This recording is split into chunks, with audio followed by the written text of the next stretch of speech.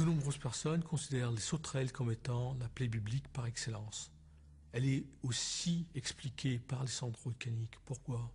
Parce que les cendres volcaniques causent des anomalies météorologiques, c'est-à-dire des précipitations plus abondantes et donc un taux d'humidité beaucoup plus haut. Et c'est exactement cela qui est résulté dans la multiplication des sauterelles et donc leur présence.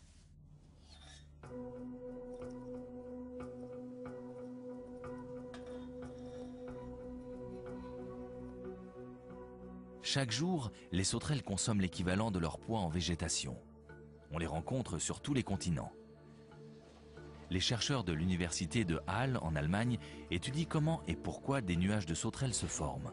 Et pour le savoir, ils élèvent leurs propres spécimens en laboratoire.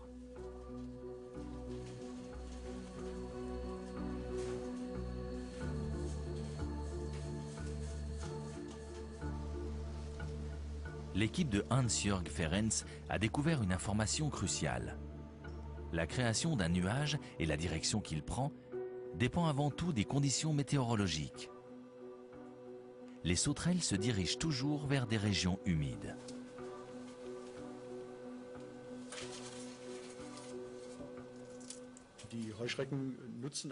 Les sauterelles exploitent tout simplement le fait que le vent se déplace des zones de haute pression à des zones de basse pression. Et la basse pression est presque toujours synonyme de pluie. Ça paraît donc tout à fait logique que les sauterelles suivent ces courants aériens, car ils les conduisent là où elles pourront pondre des œufs et où leur progéniture pourra se développer dans des conditions favorables. Car lorsqu'il pleut, la végétation pousse et il y a de quoi manger.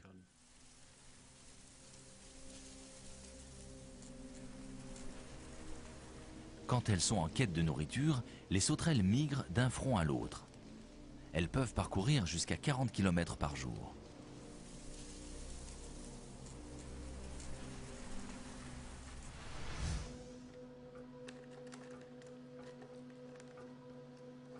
Au laboratoire, les scientifiques cherchent à découvrir le secret de la reproduction des sauterelles.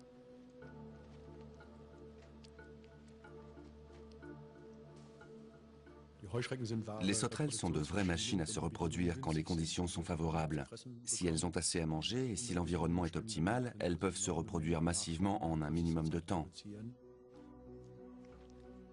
Avant de pondre, la femelle creuse un trou qu'elle emplit d'une sécrétion mousseuse afin d'éviter que la terre ne s'assèche. Ainsi, les œufs survivront très longtemps, même dans un sol sec et sablonneux. Les 70 œufs que cette femelle vient de pondre écloreront lors de la prochaine pluie. Les petits surgiront à l'air libre, tous en même temps.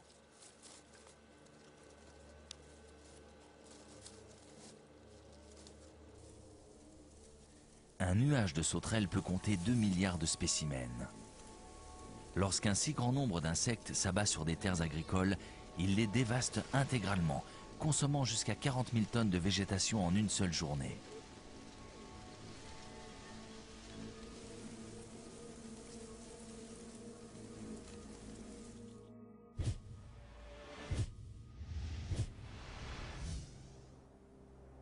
La Bible raconte que les sauterelles détruisent toutes les cultures irriguées par le Nil, jusqu'à ce que les insectes soient chassés par le vent d'ouest. Mais les catastrophes ne s'arrêtent pas là. Avec la 9e plaie, une obscurité absolue s'étend sur l'Égypte. En plein jour, il fait soudain nuit noire. Pour bien des peuples, ce phénomène angoissant est synonyme de fin du monde.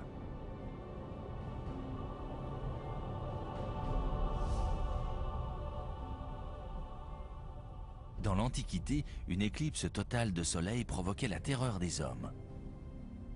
Mais l'hypothèse de l'éclipse peut immédiatement être écartée.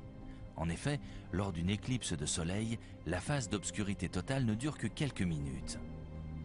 Selon l'Ancien Testament, l'Égypte est plongée dans le noir pendant 3 jours.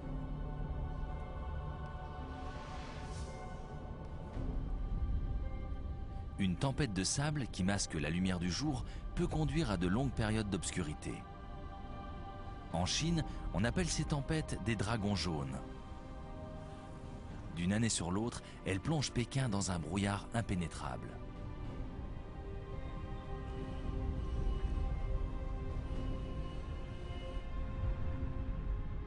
Mais seule une éruption volcanique est en mesure d'entraîner l'obscurité absolue. La 9e plaie biblique pourrait donc être due aux cendres projetées par l'éruption du volcan de Santorin. Il est très tentant de lier l'éruption minoenne aux plaies d'Égypte. Toujours en quête de réponse, nous nous rendons à Tarou, sur le site des fouilles conduites par l'archéologue Abdel Maksoud.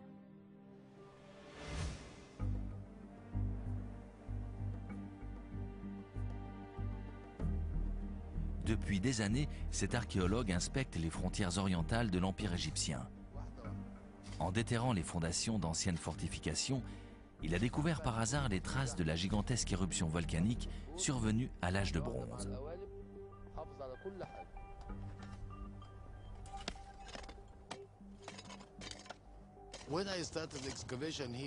Quand j'ai commencé à creuser ici, je ne m'attendais absolument pas à trouver à la fois des ruines appartenant à Tarou et les traces de l'éruption volcanique de Santorin.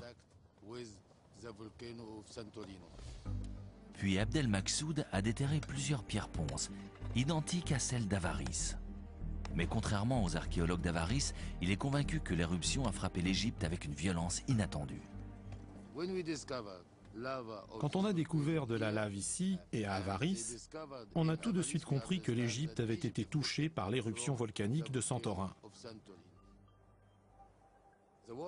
Les eaux de la Méditerranée ont dû s'engouffrer dans le bras oriental du Nil qui passait par ici et rejoignait Avaris. Les vagues devaient mesurer 20 mètres de haut, ce qui est énorme. Les rives du Nil étaient très basses et on imagine que l'éruption a eu des conséquences importantes sur une région très vaste, un site archéologique étendu. Lorsque le volcan s'est effondré sur lui-même, l'eau déplacée en masse a formé des tsunamis. Ces vagues devaient avancer à plusieurs centaines de km/h. En remontant jusqu'au bras du Nil, elles ont dû causer des dégâts considérables. D'après les scientifiques, l'éruption de Santorin aurait eu lieu entre 1550 et 1500 avant Jésus-Christ.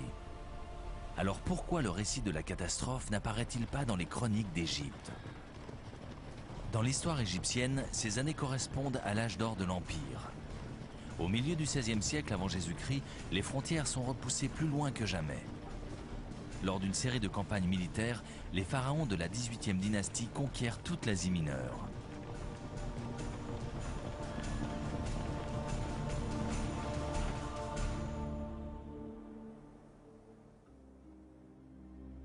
Dans le temple de Karnak, les victoires des pharaons conquérants sont gravées dans la pierre.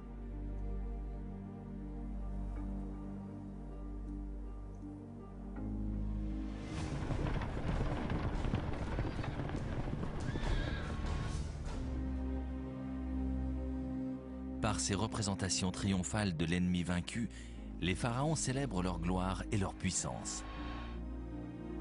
Il n'y a aucune trace des effets de l'éruption volcanique dans les illustrations de cette période.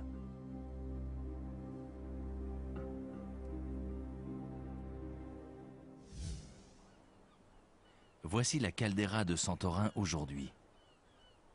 Depuis plusieurs années, le doute grandit parmi la communauté scientifique quant à la date exacte de l'éruption. La réponse est ensevelie ici, sous plusieurs couches de lave.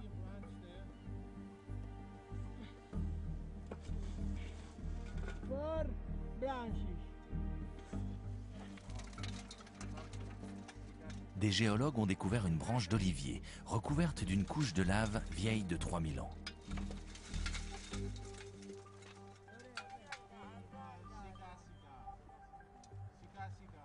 La branche d'olivier, conservée dans la roche volcanique, est une trouvaille exceptionnelle. Et comme le bois est une matière organique, les experts sont en mesure d'effectuer une datation au carbone 14. Le moment où cette branche est morte déterminera la date exacte de l'éruption minoenne.